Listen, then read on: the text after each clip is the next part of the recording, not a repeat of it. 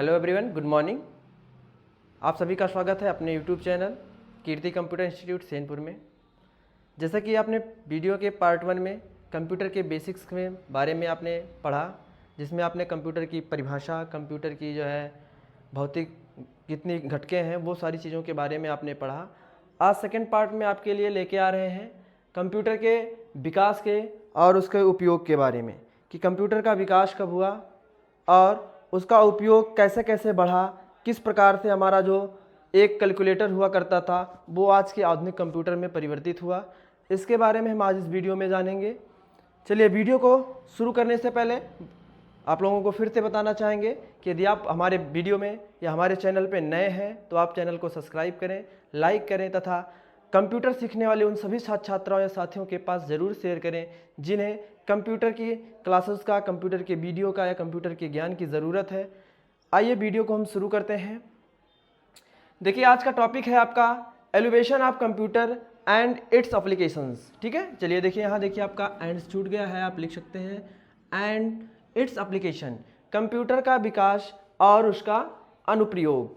देखिए, अनुप्रयोग क्या होता है? कंप्यूटर का जो क्रम हुआ, कंप्यूटर जो पहले मशीन बना, धीरे धीरे कंप्यूटर का रूप लिया, वो अनुप्रयोग हुआ। उसको प्रयोग के द्वारा बनाया गया, पहले उस पर शोध किया गया, तब धीरे धीरे उसे बढ़ा करके आज आधुनिक कंप्यूटर क्या रूप दिया गया है। देखिए, जो आपका कंप्यूटर का इतिहास है वो बहुत पुराना है। कंप्यूटर का जो इतिहास है वो 600 बीसी पूर्व है, 600 ईसा पूर्व कह सकते हैं हिंदी में आप, कि 600 बीसी पूर्व में चीन में सबसे पहले अबेकस को बनाया गया था। अबेकस सबसे पहला मशीन था, सबसे पहला इलेक्ट्रॉनिक, सबसे पहला आपका कंप्यूटर था, या कह सकते हैं कंप्यूटर के क्षेत्र में सबसे पहली जो मशीन थी वो आपकी अबेकस थी।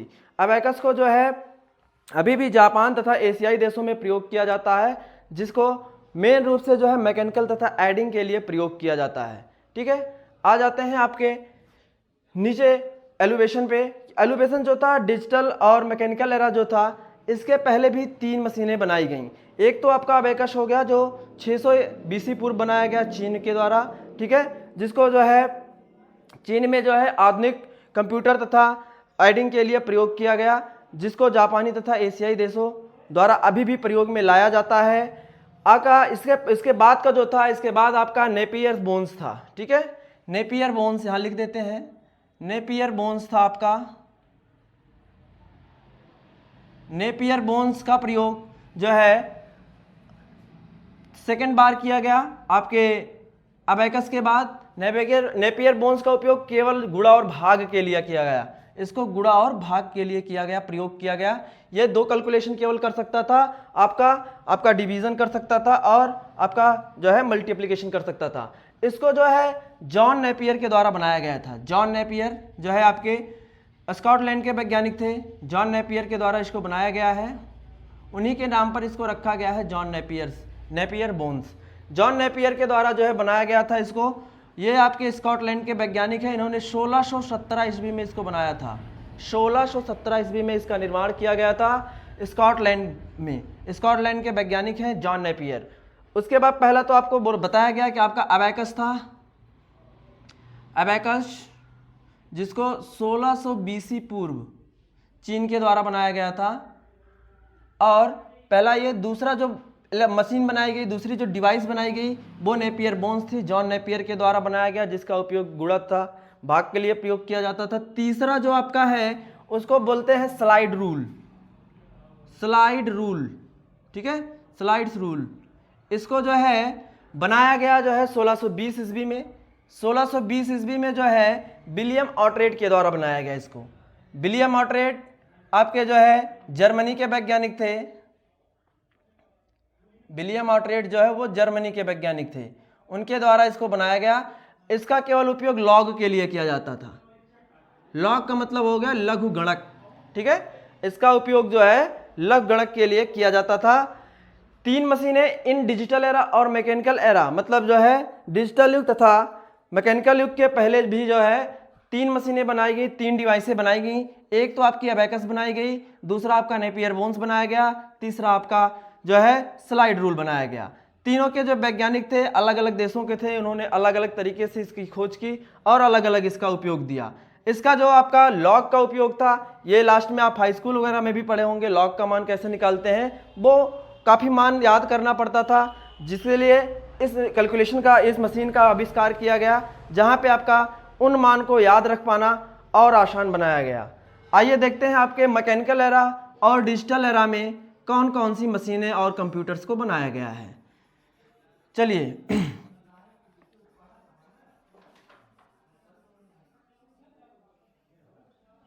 आप लोग स्क्रीनशॉट लेते रहें, जिनको ज़रूरत है कॉपी पेन रखे हैं तो नोट्स बनाते रहें आप लोग, ताकि ये चीज़ें भूलें ना, क्योंकि ये चीज़ें इतिहास की हैं और बहुत पुरानी भी हैं। जिनके जो है वैज्ञानिक हैं वो भी काफ़ी पुराने वैज्ञानिक हैं, डेट वगैरह सब कुछ याद रखना है, इसलिए आप लोग स्क्रीनशॉट या फिर आप लिंक से PDF ले सकते हैं, तथा अगर आपके पेन और कॉपी ले करके बैठे हैं तो आप उसका नोट्स बना सकते हैं। आइए देखते हैं मैकेनिकल एरा जो था वो 1945 के पहले का था। 1945 के पहले जितनी भी डिवाइसें बनाई गई, जितने भी यंत्र या कंप्यूटर बनाए गए, वो सब आपके मैकेनिकल एरा में कैलकुलेट किए जाते थे।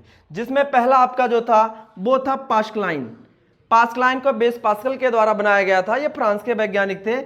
बेस पास्कल ने जो है 1642 ईस्वी में इसका निर्माण किया गया। इसमें हम इसके माध्यम से, इस डिवाइस के माध्यम से जो है जोड़ और घटाव कर सकते थे। दो कैलकुलेशन आप इसका प्रयोग कर सकते थे, दो कैलकुलेशन के लिए, जोड़ और घटाव के लिए।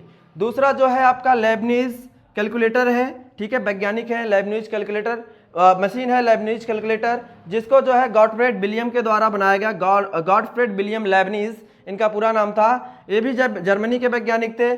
1671 ईस्वी में इसको बनाया गया था। इसका उपयोग जो है स्पीडोमीटर, गाड़ी में जो मीटर लगा रहता है जो आपका बताता है कितने स्पीड में चल रहा है, वो सारी चीज़ों के लिए इसका निर्माण किया गया था, लेबनीज कैलकुलेटर का। इसको जो है गॉटफ्रेड विलियम लेबनीज ने बनाया हुआ था।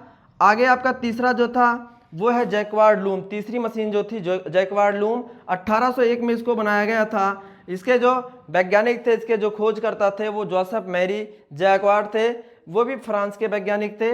इन्होंने जो है इसको टेक्सटाइल प्रोसेस के लिए प्रयोग किया था। चौथा नंबर जो आपका है डिफरेंस इंजन, लगभग लोगों ने नाम सुना होगा डिफरेंस इंजन का, ठीक है। डिफरेंस इंजन को जो है बनाया था चार्ल्स बेबेज ने, आप जानते भी होंगे। चार्ल्स बेबेज को जो है कंप्यूटर का पितामह कहा जाता है। उन्होंने जो है डिफरेंस इंजन को निर्माण किया। डिफरेंस इंजन जो है 1822 ईस्वी में बनाया गया था। 1822 ईस्वी में इसको इसलिए बनाया गया था ताकि हम जो गणितीय मान है उसके दशमलव के 20 अंकों तक का कैलकुलेशन कर सकें। दशमलव के बाद का जो 20 अंक है उसको हम कैलकुलेट कर सकें। ये इंग्लैंड के वैज्ञानिक थे। अगला नंबर जो आपका है, जो पांचवा जो आपका एनालिटिकल इंजन है, जो डिवाइस बनाई गई वो है एनालिटिकल इंजन। इसको भी चार्ल्स बेबेज के द्वारा बनाया गया था 1833 ईस्वी में। और इसमें सभी प्रकार के मैथमेटिकल कैलकुलेशन किए जा सकते थे। जितने भी प्रकार के मैथमेटिकल कैलकुलेशन है वो सारी चीज़ें आपका जो है एनालिटिकल इंजन के द्वारा, कह सकते हैं एनालिटिकल डिवाइस के द्वारा किया जा सकता है। अगला है आपका टैबलेटिंग मशीन। टैबलेटिंग मशीन को जो है 1889 में बनाया गया था, जो है हरमन हेलोरिथ के द्वारा। हरमन हेलोरिथ ने इसको बनाया था कि जब आपकी जनगणना 1889 में जब पहली जनगणना हुई थी तब इसको उन्होंने निर्माण किया था। और इसका उपयोग जो है 1890 ईस्वी में किया गया था जनगणना के दौरान। जनगणना जो है जब अमेरिका में पहली बार शुरू किया गया था 1890 में, तब इसका निर्माण किया गया था। अगला आपका है मार्क 1, लास्ट है मैकेनिकल एरा का जो है लास्ट जो डिवाइस थी वो मार्क 1 बनाया गया था हार्वर्ड आइकन के द्वारा। अमेरिका के वैज्ञानिक ये भी थे। इन्होंने इसको 1944 में बनाया, ठीक है। और 1944 में बनाया। इसका भी उपयोग जनगणना के लिए किया जाता है। यहाँ जो आपका सेंस लिखा है ना 1889 ड्यूरिंग द सेंसस। सेंसस का मतलब होता है जनगणना। जनगणना, इसका भी उपयोग जनगणना के लिए किया जाता था। लेकिन इसमें देखिए आपका काउंटर तथा स्विच दो मोड दिए गए थे, जिसके माध्यम से इसको जो है आप बदल सकते थे, आगे पीछे कर सकते थे। दूसरा जो एरा है डिजिटल। चलिए, आपका जो विकास का क्रम है उसमें सेकंड आपका है डिजिटल एरा। डिजिटल एरा जो है 1945 के बाद का है। मतलब जब ये आपका मैकेनिकल एरा समाप्त हुआ उसके बाद जितनी डिवाइसेस बनाई गई वो आपके जो है डिजिटल एरा के अंतर्गत आती हैं। डिजिटल एरा में आपका देखिए पहला डिवाइस है एनिक, ठीक है। ये आपका एनिक का फुल फॉर्म होता है electronic numerical integrator automatic calculator. इसका जो है निर्माण 1946 ईस्वी में। 1946 ईस्वी में जो है जॉन प्रेस्पर इकार्ट और जॉन मैक्सवेल दो वैज्ञानिक ने मिलकर के किया था, जिसका उपयोग जो है केवल इंजीनियरिंग शोध के लिए किया जाता था, इंजीनियरिंग रिसर्च के लिए किया जाता था। दूसरी जो डिवाइस बनी आपके डिजिटल एरा में वो आपका था एडसैक। एडसैक का आपका है फुल फॉर्म इलेक्ट्रॉनिक डिस्क और एंड रोका एक मिनट,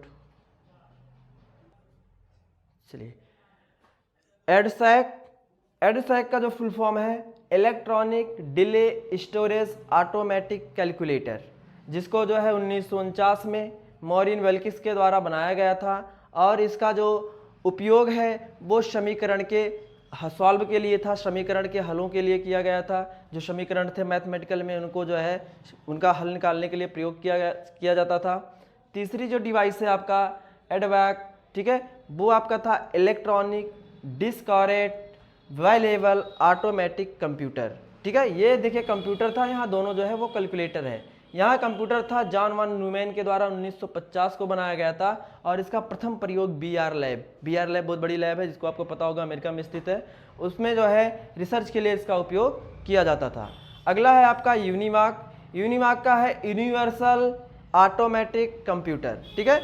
यूनिवर्सल ऑटोमेटिक कंप्यूटर को 1951 में यही वैज्ञानिक पुराने जो आपके थे एनिसैक के, उन्होंने ही बनाया था, जिनका नाम जे प्रॉस्पर इकार्ट और जॉन मैक्सवेल दोनों ने मिलकर बनाया था। और इसका उपयोग जो है वाणिज्यिक के क्षेत्र में किया जाता था, कॉमर्शियल क्षेत्र में इसका उपयोग किया जाता था, जहां पर आप जो है इसके जो लेन देन है, जो आज आप फ्लिपकार्ट ई कॉमर्स वगैरह की जितनी भी साइटें देख रहे हैं, उन सारी क्षेत्रों में जो अभी आपके उपयोग हो रहे हैं, उन सारी चीज़ों के लिए यूनिवाक का प्रयोग आज डिजिटल रूप में आप पा रहे हैं।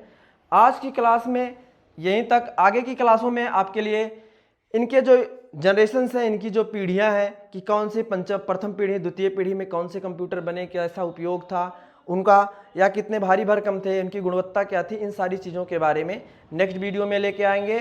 तब तक के लिए आप लोग इसका रिवीजन करिए, पीछे जो हमने बताया था वो सारी चीज़ें भी आप नोट्स बनाते रहिए ताकि आपका एक प्रॉपर नोट बन सके और आप कंप्यूटर बेसिक से लेके एडवांस तक का सीख सकें।